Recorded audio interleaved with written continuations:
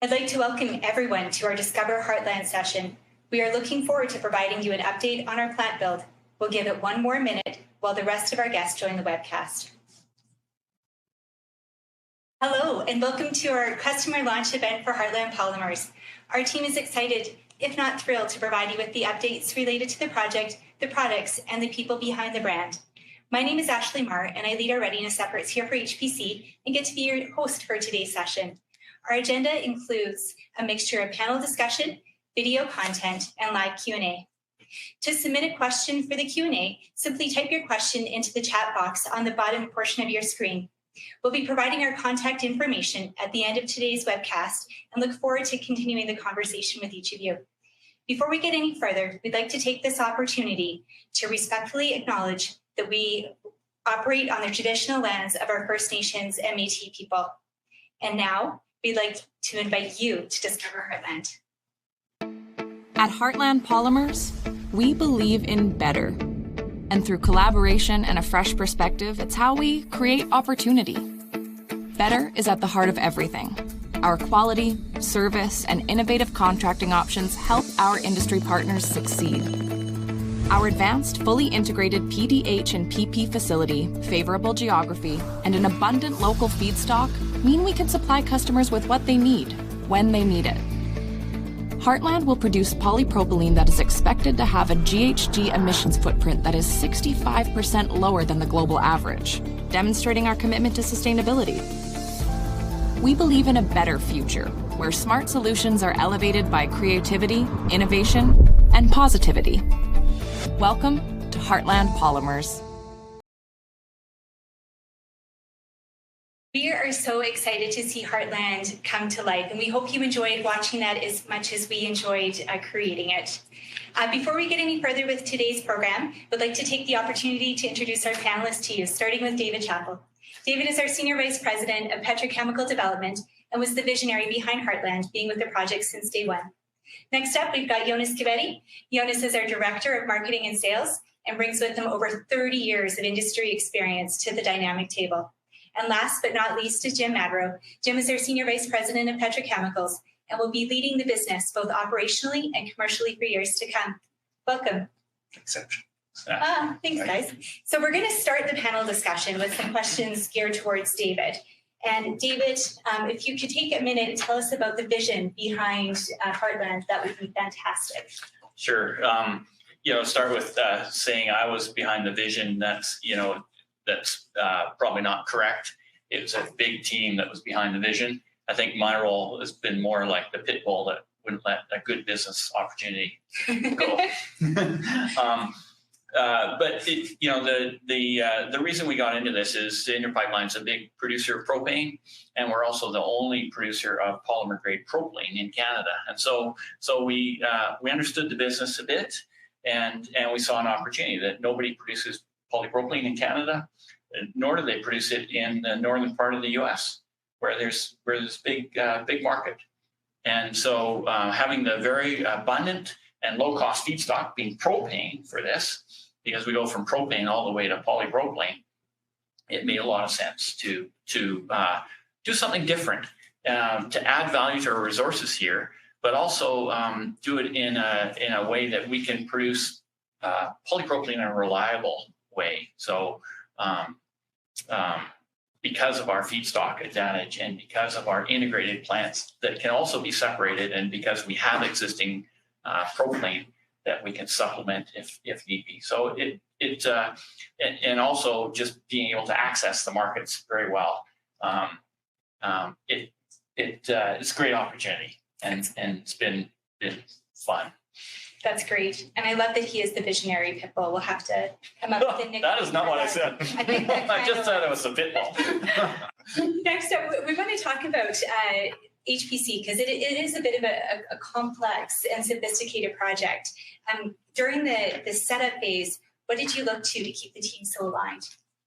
I think for everybody to understand the business and why it made sense was very important, and to feel ownership in it. It's whether you're tightening bolts on a flange or putting together a sales contract, it's everybody feels ownership and understands how we make money and understands how important it is, the reliability of the plant. And so that's been the pride of this plant has been very important. And of course, a lot of the construction has been done in Alberta. It's employed a lot of people, and everybody feels this sense of pride around the project, and that's important for quality. They really do. That sense of pride you feel in every single individual that works on HPC. Building from that people story, can you tell us a bit about the role of sustainability in bringing HPC to life?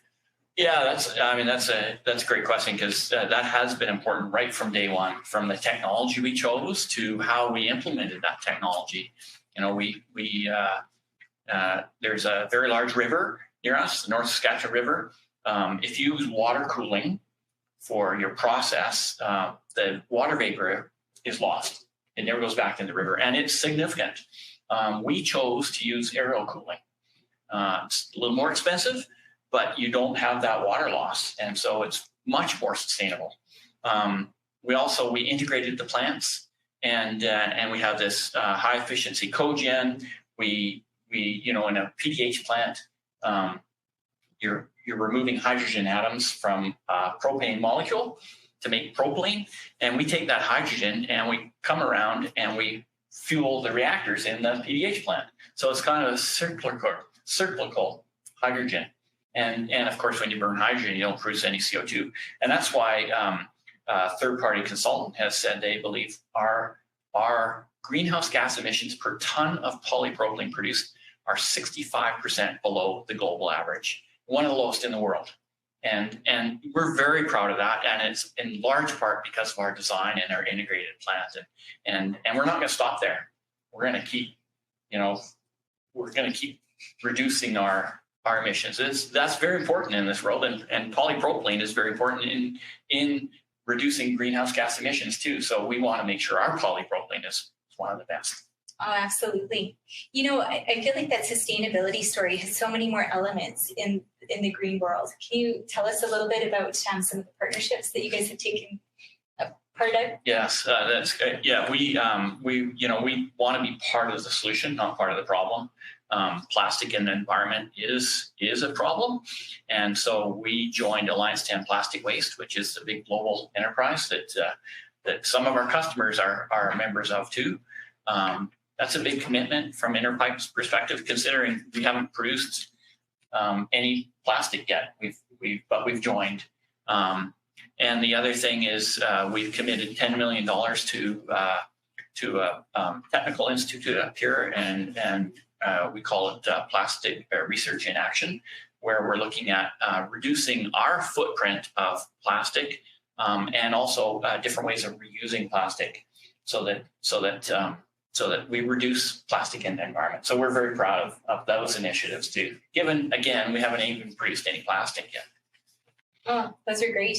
And if folks on the line would like to learn more about Heartland's green story, you can actually access a digital version of our Heartland Community Impact Report at heartlandpolymers.com.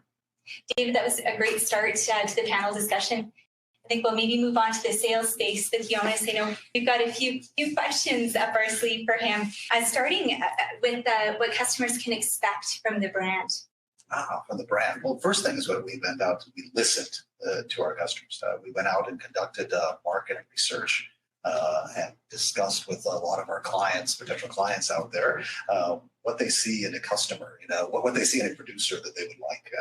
And one of the first things they did was actually say, like, does it make sense as a name? And so we went out with the Heartland brand, and we were in the Heartland Petrochemical Complex area there, Heartland, and so that made sense to do that. So we listened.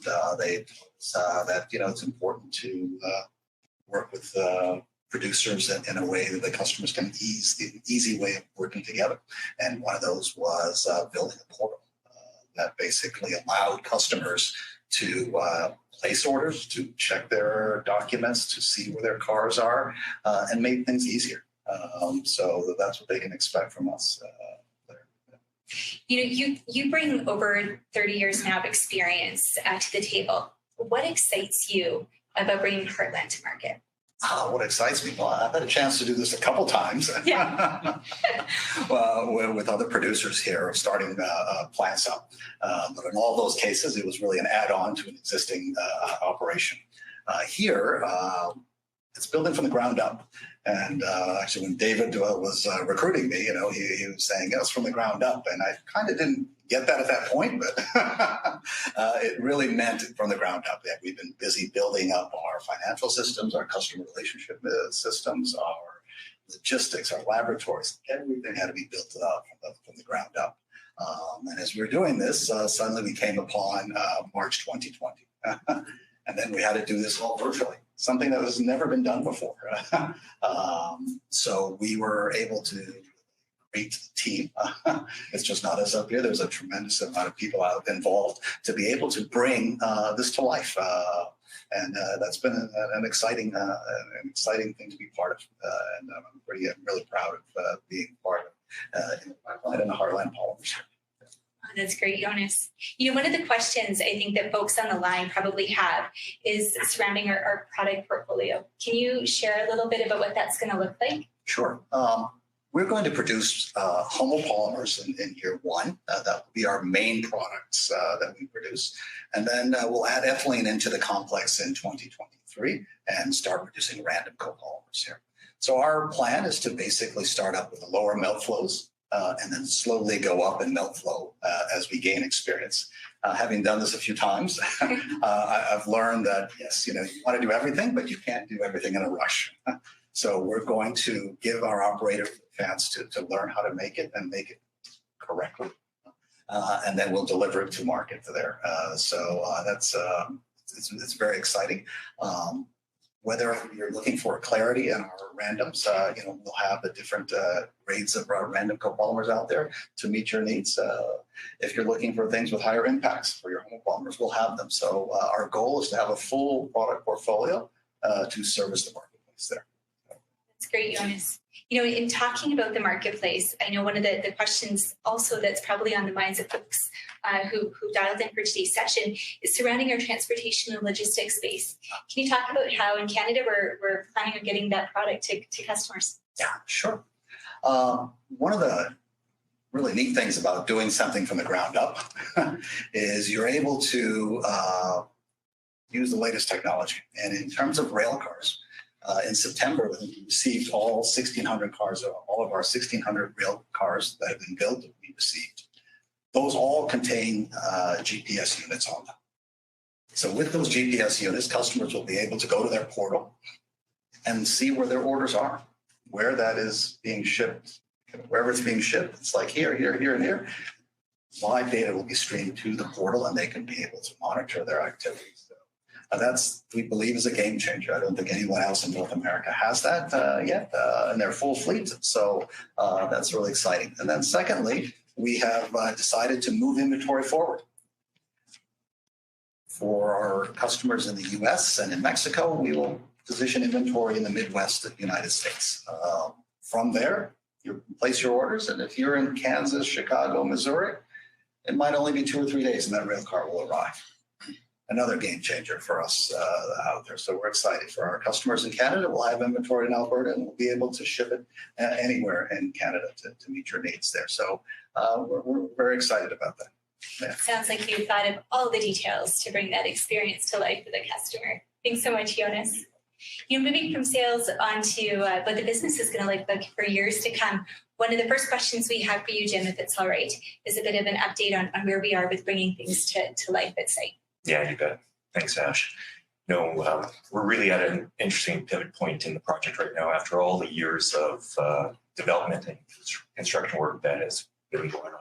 It's really quite exciting where we're at right now. So from what's going on site right now, the PDH facility is mechanically complete, as is our central utility block that's owned by Fengate. And our PP facility is actually going to be mechanically complete by the end of this year. So a lot of the activity on site right now is around wrapping up the construction activities with a major shift in focus to the commission and startup activities overall. So lots of great work. A lot of that work has been going on for years already in preparation for this, but we're making some good progress there. And along with that, I'm really happy to state we're essentially fully staffed with a truly talented and experienced workforce on site. So really glad to see that all come together really well. And in addition to that, our operations and business readiness programs are essentially complete. So really, really good progress on that. And we're ready to go. That's exciting to hear, and it's also exciting for us to watch it all come together up here in Calgary and in Heartland. Yeah. One of the things that it has changed during the course of the last few years is our ownership story. Now we're with a new owner. Can you tell us a little bit about that, Jim? Yeah, it's been an interesting and dynamic year, to say the least, here at Interpipeline. It was a very public battle, essentially, for the company throughout the year, and that all got wrapped up in October when Brookfield announced their strategic acquisition of the company. So, through this all, there's been a lot of change and a lot of apprehension and things like that. But the one thing that hasn't changed through this all has been our commitment to bringing HPC to life as safely, quickly, and effectively as possible. And the teams have really done a great job on that front overall. So, Brookfield stepping in since then has actually supported that. They're not wavering from that commitment at all either. In fact, they've brought in some of their senior execs with really excellent mega project experience to help us bring this thing across the finish line. That's great, Jim. Yeah. I was just going to add too about our startup overall with the facility is that we are looking at a staggered startup associated with it, and so what that means is we're looking to start up the PP facility around mid-2022, followed shortly by the PDH facility a few months later. And then why we're able to do that, I guess, ultimately is because of the flexibility we built in. And David spoke a little bit about the Redwater olefin fractionator across the river that we own, and I think one of the cool things about that is, as David said, it's one of the only facilities in Canada. It is the only facility in Canada that produces PGP, and with that, we've also built a storage cavern. And actually, at this very moment, we are actually filling that storage cavern with PGP from ROF. There's a lot of acronyms in there. In preparation for HPC startup in mid-2022. So pretty exciting all around that. And it's truly been an incredible journey on this overall. And couldn't have gotten to this point without the thousands of workers that have been working on this project through probably one of the toughest environments to build a project through COVID and everything else that we've been challenged with through this all. But the team has persevered. It hasn't been an easy push to get to this point. So I just want to take a few minutes to really thank all the workers that have dedicated their time, effort, resources, and they have, David spoke about this a little bit earlier, that passion around what they're doing out there. And you can go out there and you can just feel the passion of people and the pride that they have of working on this project. And it's truly incredible. And what's really incredible too is the fantastic safety record that the team's accomplished on site. So they've been doing all this and doing it extremely safely, which is critical to our success. I think that cavern, it's a salt cavern, and it holds 100 million pounds of PGP. I think we decided 110,000. 110 million. Yeah. Or 600,000 barrels. Yeah. Yeah. So it's a lot of storage. Yeah. Absolutely. A lot of that has been put into the way the business is going to operate for years to come. Absolutely. Yeah, that cavern too. I mean, you're starting up on that cavern, the PP plant, but that also provides a lot of reliability, so that if the PDH plant goes down, we can supplement it from the cavern. Absolutely. And keep the PP plant running. Absolutely. Yeah. That's great. Well, I think with that, my next, I'm really happy to be able to introduce the operational readiness video that's really going to demonstrate how ready we really are to produce pellets. With that, let's roll.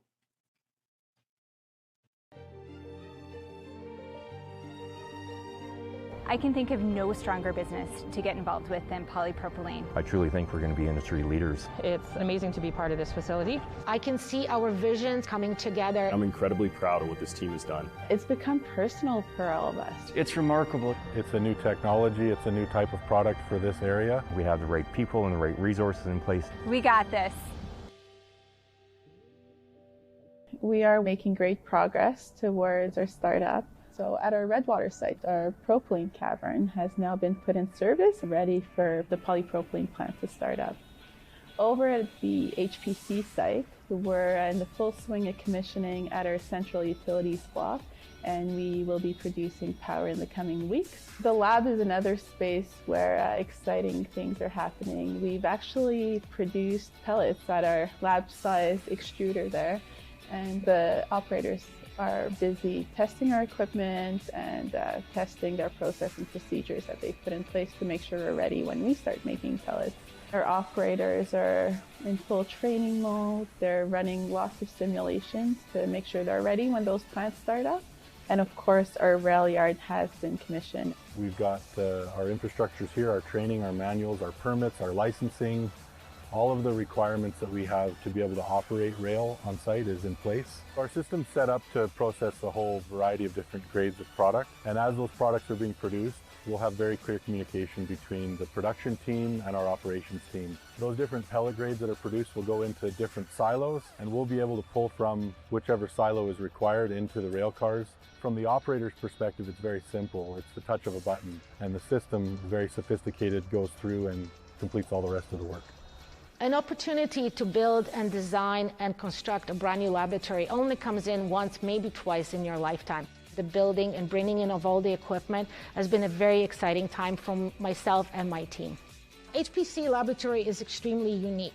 It combined 3 different industries: water chemistry, which is inorganic chemistry, hydrocarbon chemistry for PDH plant, and polypropylene plastic industry.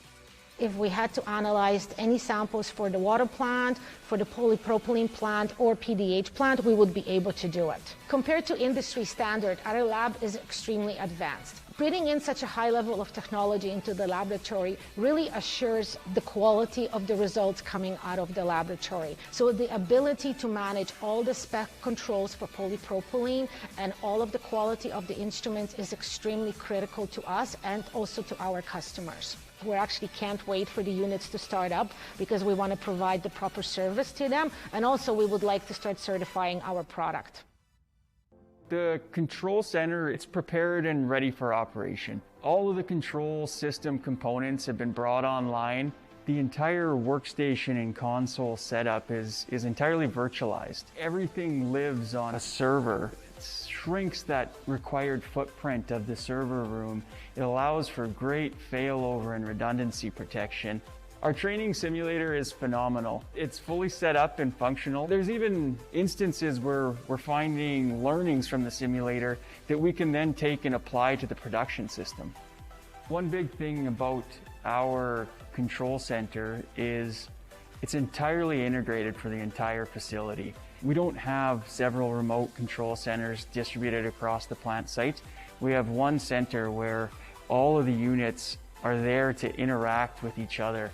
They can have that, effective, safe, efficient operation all in one complex. It really is a change that you've seen with industry trend over years to bring it all back in and kind of have that one common place, the epicenter of the plant, really. When we embarked on a project of this scale, we had to vet every decision we took. So it started with, is Alberta the right location? Next, we moved on to picking our technology, and we looked at all the technologies available for the various plants. And of course, there's so many factors that you consider when you do that. On the polypropylene side of the project, we really had in mind our customers and how we can make the experience better for them, right? So what system would enable us to provide that experience? We put GPS on our cars. We have a great customer portal. We hired a great sales team that's very customer focused. So that's how we try to do better. Customers are excited to see a new entrant. We're going to have a new plant, a big plant. And also our geographical location is a great advantage, right? We don't have the same weather events up here in Alberta. Sure, it gets cold, but we're built for cold. We know it's coming and it comes every year. Seeing it all in person, it's so impressive. And to see how the people there work their process and procedures to ensure that each step of the process communicates with the next will really help us enable a great customer experience at the end of the day.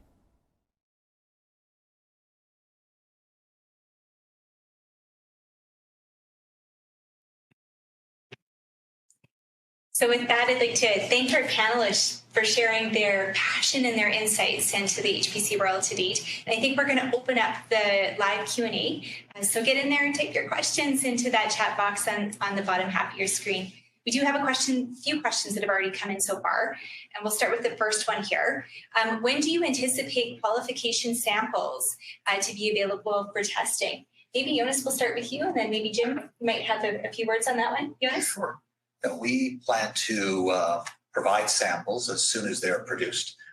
We don't have packaging at our facility, so we will actually move those cars out to get them packaged and then shipped off to customers. So the goal is, as those products are produced, those samples will go out there. So as soon as the plant starts up, the plan is to get them out there and qualify as soon as possible.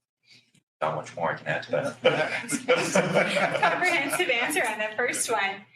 The second question that came in here is about our operation structure. Jim, do you want to talk a little bit about that?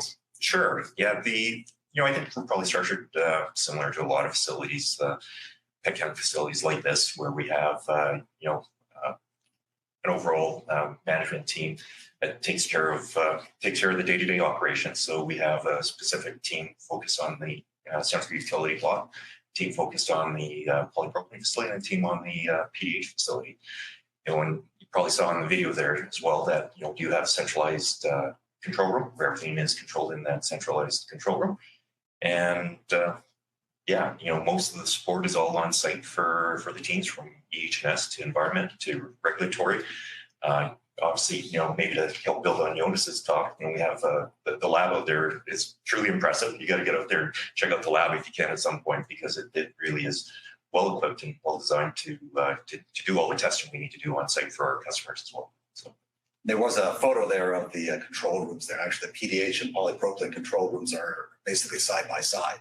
Yeah. And I joked around that it almost looks like the Starship Enterprise, because all of the monitors up there. I've never seen a control room at a petchem plant like that, but we're able to monitor many aspects of the plant, literally from the control panels there. So it's a very impressive facility there. Yeah. So, That's great. It's definitely a really neat operation structure that we've got going on. The next question that came in is about sales. Jonas, can you tell us about your account delivery team and what that structure kind of looks like? Yeah, sure. We have 3 salespeople that we've hired on board with extensive experience in selling polypropylene in the marketplace, and 2 of them will handle our direct accounts. So you'll have someone to call on, just like you do with any of the other companies there, to deal with. Complementing each of them, there will be a customer service rep as well that will be able to support your order processing, quality issue, anything you've got.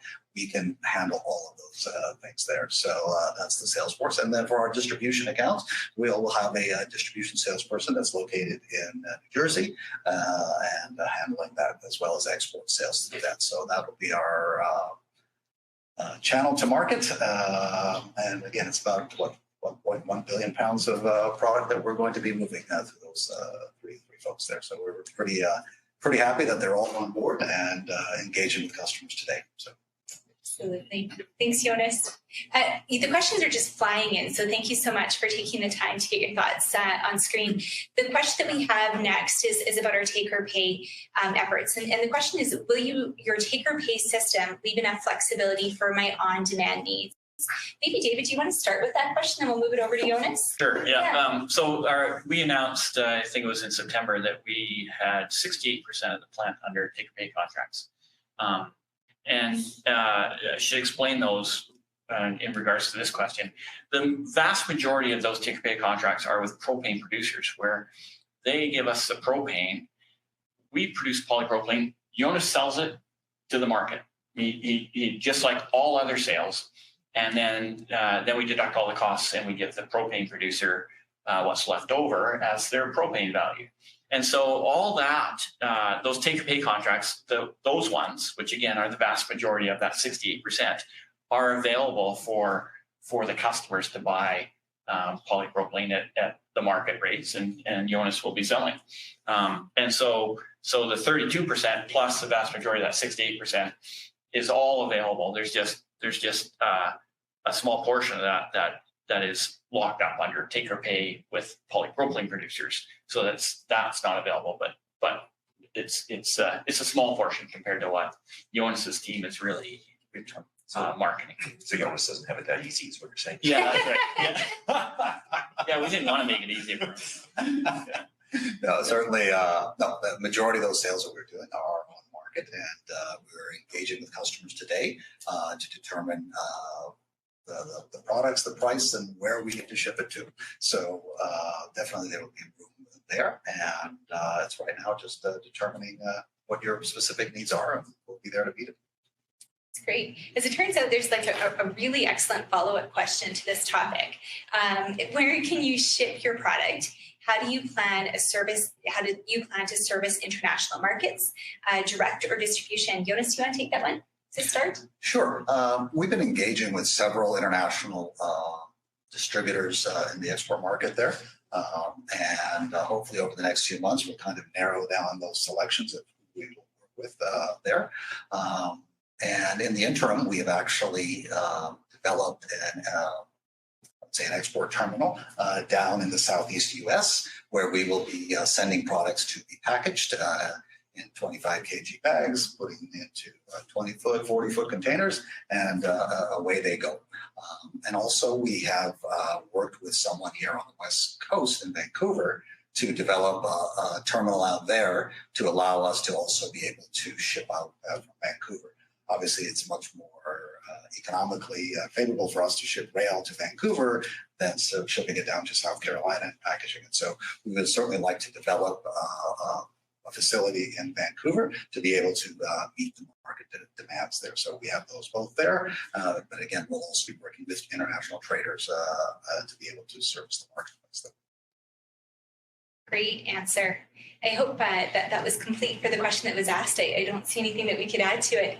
The next question that has come in is about our employee base. How many employees will work at the plant once completed? Do you want to maybe talk about that one, Jim? Sure. Yeah, it's not an overly straightforward answer, unfortunately. But as far as employees themselves, there'll be well over 200 employees on site, actual employees of Entry Pipeline. But of course, that's supplemented by a bunch of contractors from our maintenance contracts to the rail yard contracts and things like that. So in total, there probably would be probably close to 350 people just on site servicing this, and that's on top of that. We also have all the other corporate services and groups that will support it, including Jonas's team and Emily's team that you saw on the video. So in total, employees of Entry Pipelines, it's just about 360 employees. That's great. The next question here is about our plans to mitigate about potential production and delivery issues. So they want to talk, I think, a little bit about reliability of supply to our customers. Jonas, do you want to start with that? Sure. Okay. Sure.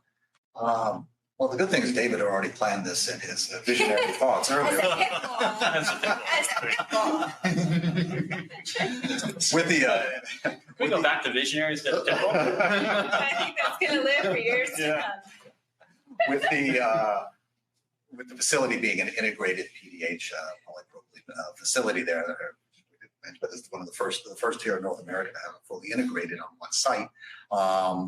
We have that cavern in between that'll give us a buffer to be able to meet customer needs. So our plan is to have that cavern filled to a certain level, and if the polypropylene plant has an issue, we can turn it off, fix whatever's wrong, still keep the PDH running, push it, getting the product into the cavern, and then once the PP plant comes up, we'll be able to get back on stream there. If it goes the other way, the PDH goes down, we can take off of the cavern there, keep the PP plant running, and be able to meet customer needs there.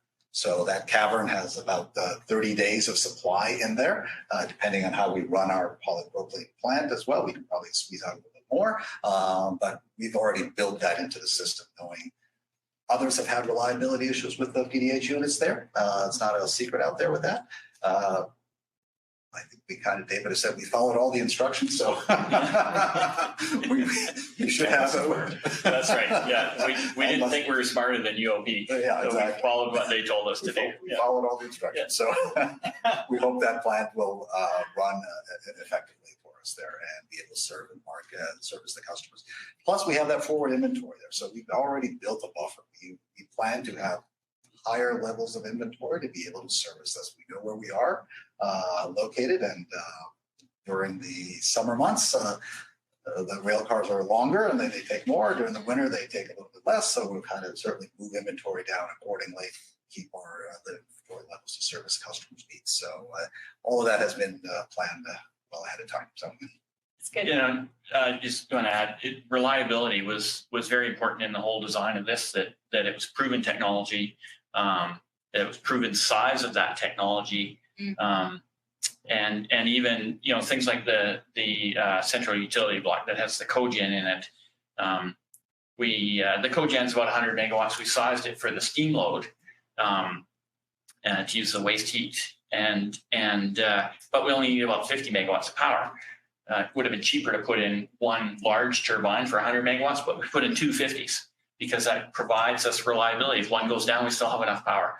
And we still have a connection to the grid. So if both go down, we can still bring in power. That adds a lot of cost, but it adds a lot of reliability. And then we have boilers.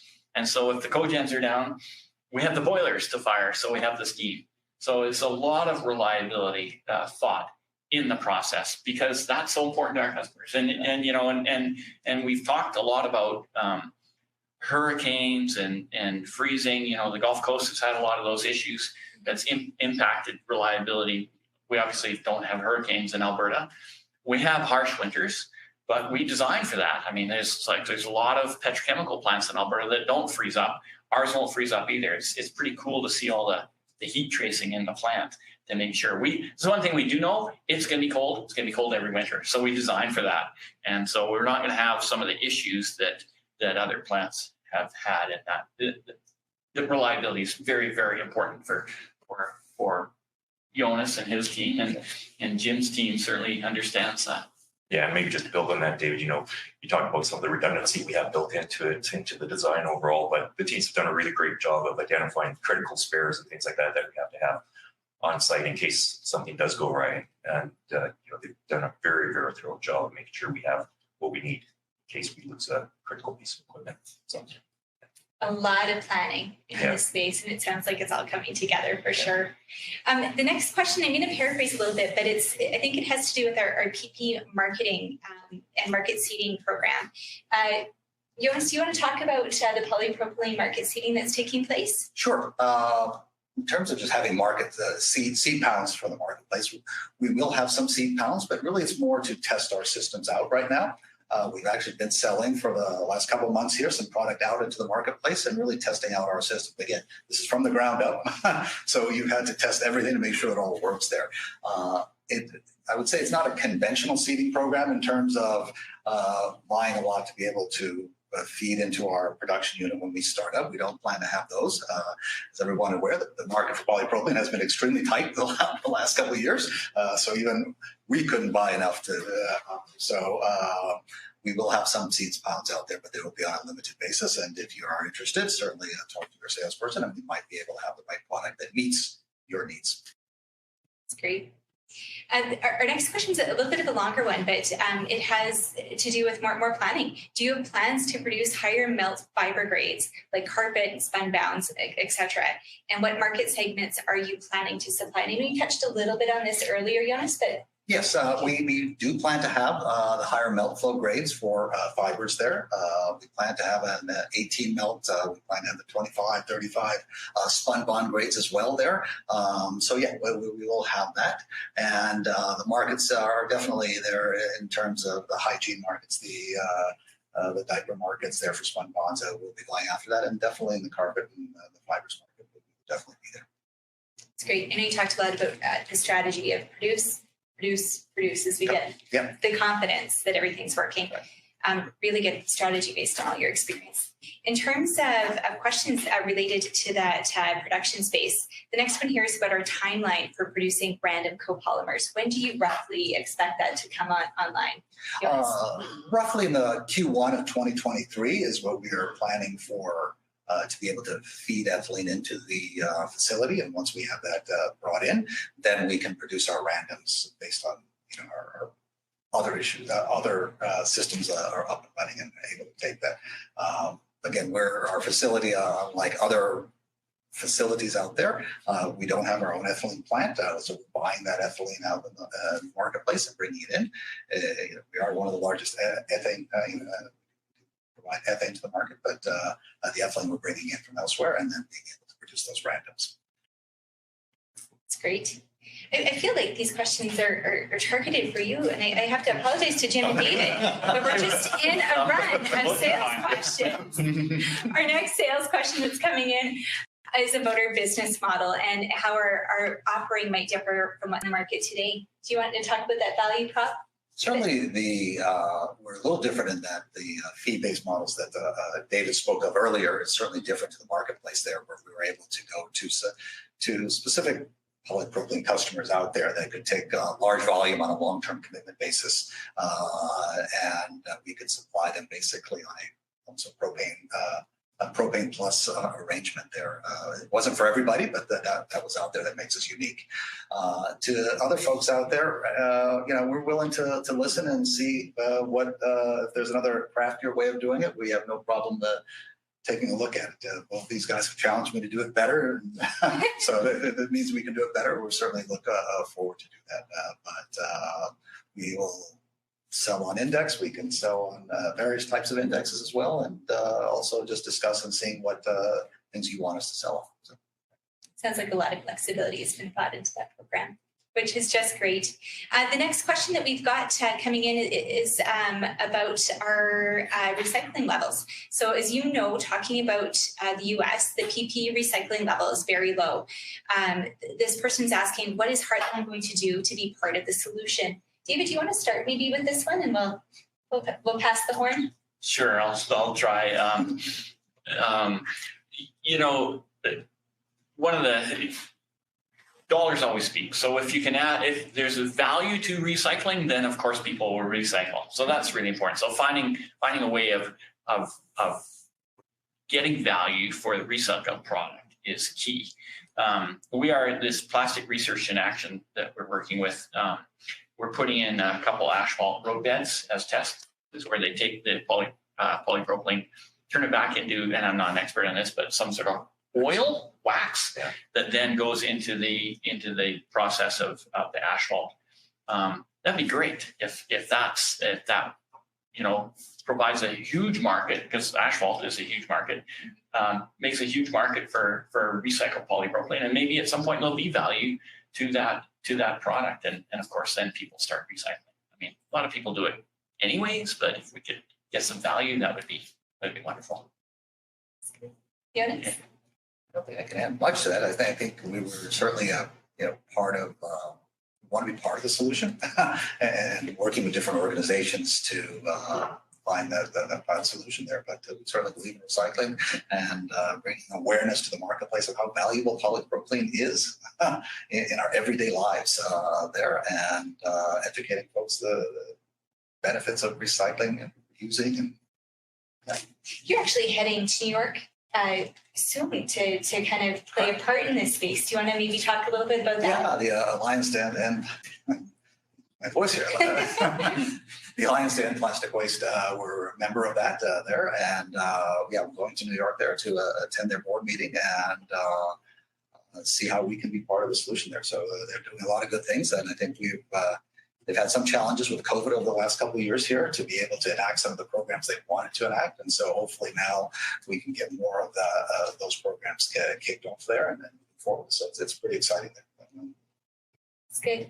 Yeah, the only thing I'd add is, David touched on this earlier, our partnership with Nate up here, where we've funded $10 million over 10 years to find creative ways to get plastic waste out of the environment and to get it into various forms of recycling, whether it's asphalt, whether the different types of technologies that they're looking at.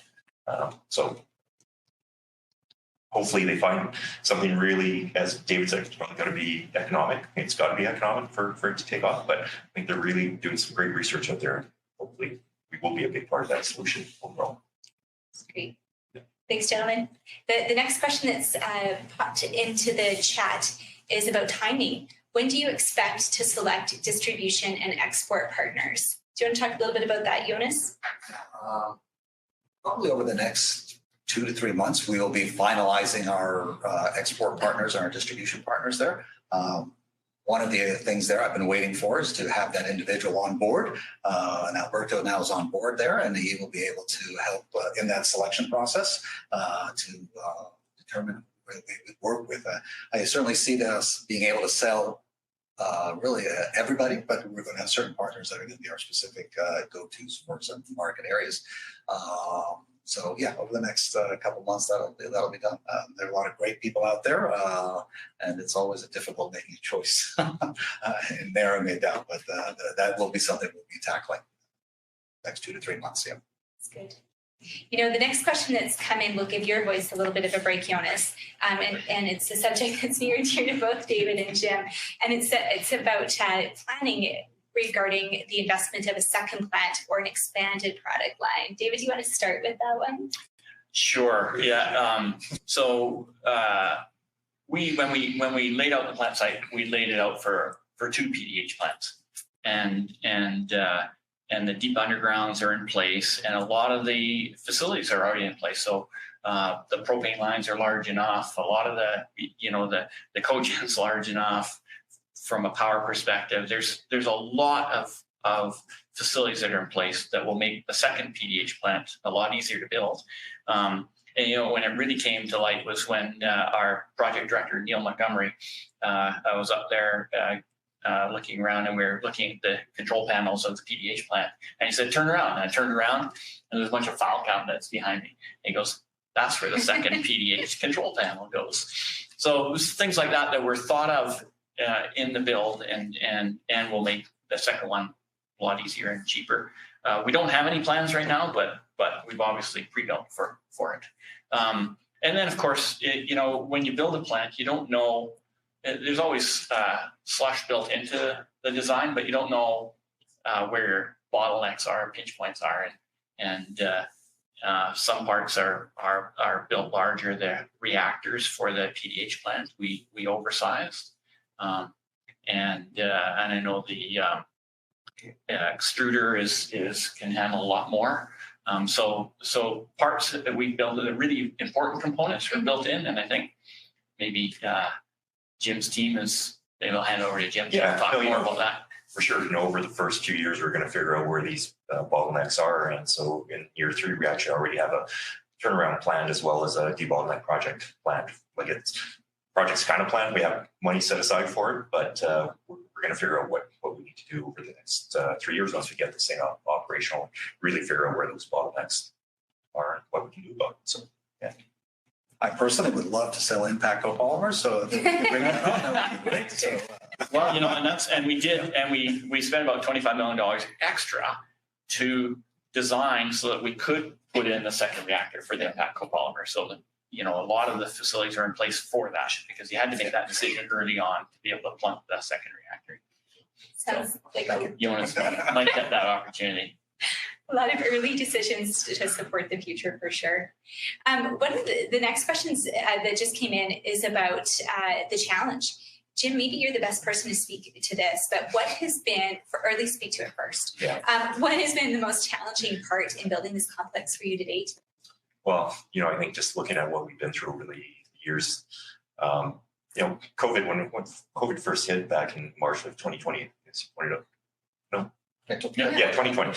It's kind of like I've lost a year. So. But, we expected it to last like five months.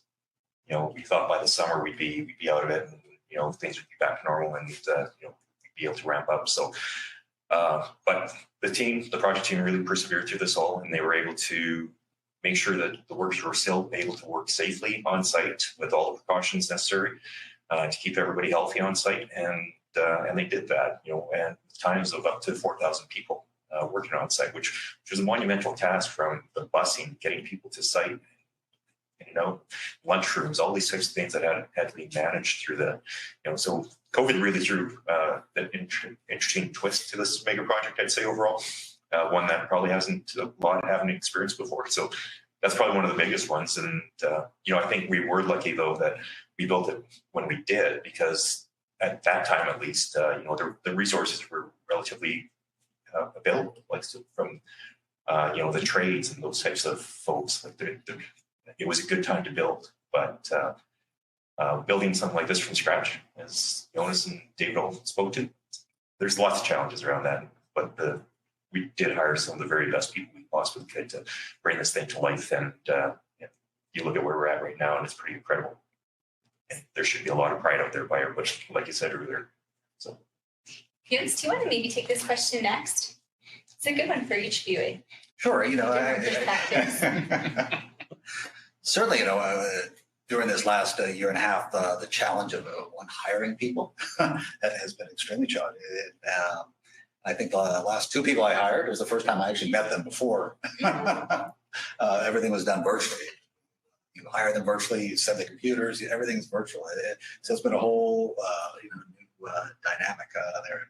Even this week when we've been meeting in person, it's like, wow, because we haven't done this in a while. So it's certainly been those challenges there. Like I talked earlier, the seed pounds, we had planned originally to have more seed pounds to be able to do, but the market just didn't allow it to happen. It wasn't there. That was certainly a challenge. And again, for us, it's building it from the ground up. There are a lot of little things that come up that, as you said, you're going through it, you're like, oh, okay, you need to adjust and keep on going there. So again, the people have been fantastic that have been able to do that for us. So that has been it. In terms of also meeting customers, you kind of, I used to live on a plane, and now it's kind of, you're sitting in your bedroom to your office down the hall. So that has certainly been a challenge there in doing that there. So it's been great over the last few months. We've been able to finally get out, interact with customers, and it's great. And the marketplace is, I think, in need of another supplier out there, and we're happy to just step up there. So yeah, looking forward to it. David, from your point of view, you can turn that around too. And I was just saying, thinking about that. One of the challenges early on, certainly in our take-or-pay contracting, was you have oil and gas producers here in Alberta, and trying to explain to them what polypropylene is. It's a whole new thing for them. They're an oil and gas producer, not a petrochemical producer. And so that was getting them to understand what polypropylene is and how the market works, where the opportunity is, took some time. And the same on the polypropylene consumers, explaining where Alberta was. A lot of people don't know in the US where Alberta is. And I don't mean that in a negative sense. If you gave me a map, I think I could pick where Kansas is, but I'm not exactly sure. I know it's kind of in the middle there. And so, the two countries are different. And so explaining where Alberta is and all the propane we have here and why this is a good place to build and to service the polypropylene market took some time too. So it's just learning on both sides. That's good. I think we've got time for one last question from our live Q&A. And the last one listed right now is, as a new player in industry, do you anticipate to have to export a lot of your production? Jonas?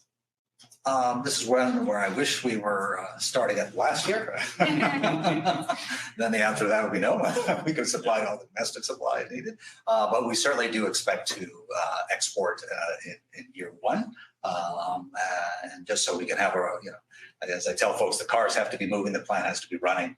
And as customers get qualified here, we will definitely be doing a heavy amount of exporting, and then hopefully dialing that back depending on the market activities. But hey, if the export market is actually better, then we'll also take some advantage of that. But the goal here is to develop a very strong domestic marketplace here. But we'll always have some export there. Perfect.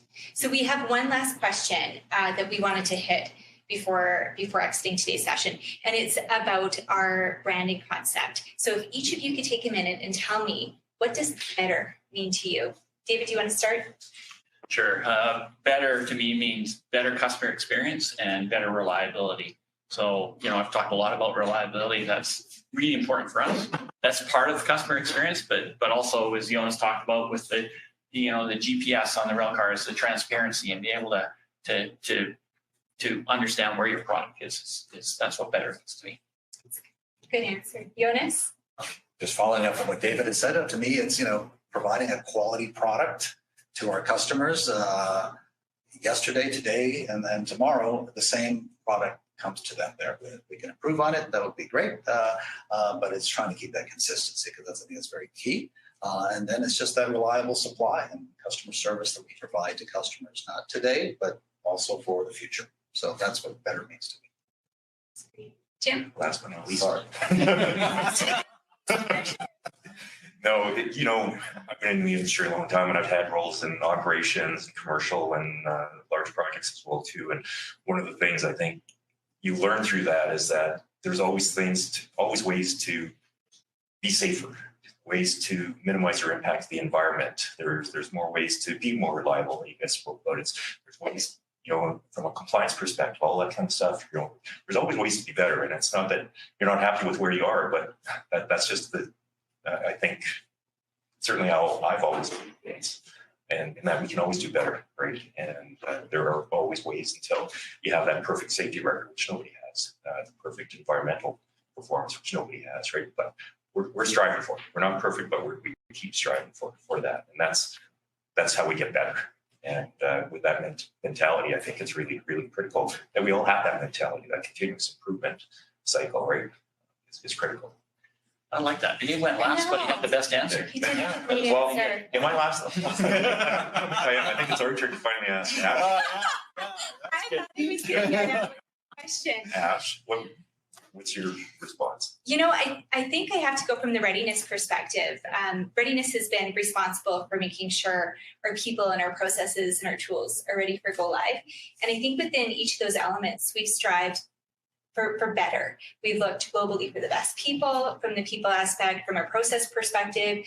We've made things as operationally efficient as we possibly can. And as Jonas has alluded to, I think in today's conversation, we've got some of the best tools and systems out there.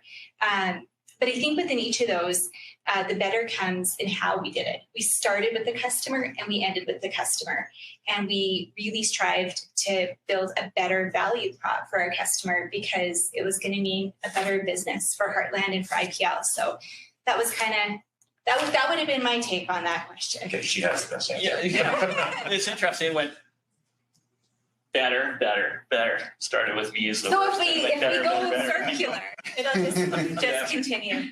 So I have to tell folks, there are loads of questions that have come in since we stopped in terms of the timing for our live Q&A there. So I have to apologize to folks dialed into the call today. Our sales team is going to follow up with you. But on that note, we have run out of time. So I want to say thank you to each of you for investing your time with us over the last hour and learning about Heartland. And thank you to the panelists for being so transparent and fun in your answers. We're looking forward to working with each of you on the call today, and we're going to be providing our contact information. Should you wish to connect with one of our sales folks, follow us on Twitter, or sign up for some of our regular updates about our project, our processes, our products, and our people. Thank you so much all. Have a great day.